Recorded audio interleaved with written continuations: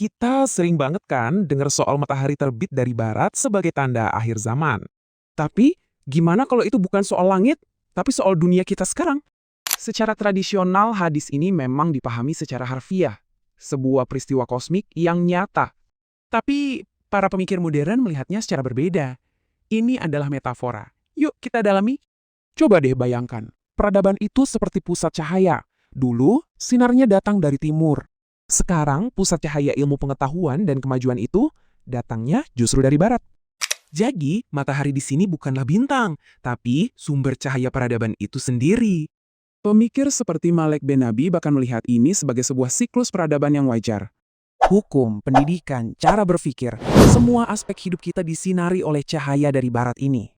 Kalau pakai sudut pandang ini, artinya matahari itu udah terbit dari barat. Terus, gimana dengan bagian tentang pintu tobat yang tertutup? Apa maknanya? Di sini, konsep sangkar besi dari sosiolog Max Weber bisa bantu kita memahaminya. Dalam sangkar ini, dosa menjadi hal yang normal. Bahkan, kadang dianggap sebagai sebuah kemajuan. Sistemnya sendiri yang membuat kita sulit untuk sadar bahwa kita sedang melakukan sebuah dosa. Nah, ini bagian yang paling penting. Pintunya tertutup bukan karena Tuhan yang menolak, tapi karena manusia sudah tidak lagi merasa perlu untuk bertobat. Kita lupa kita berdosa.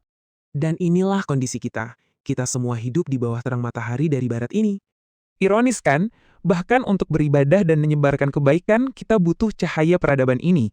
Listrik, internet, satelit, semua teknologi yang kita pakai adalah buah dari peradaban ini. Dan mungkin, disinilah letak ujian iman terbesar kita di zaman sekarang. Pertanyaannya, bisakah kita tetap mengingat Tuhan di dalam sistem yang seolah dirancang untuk membuat kita lupa?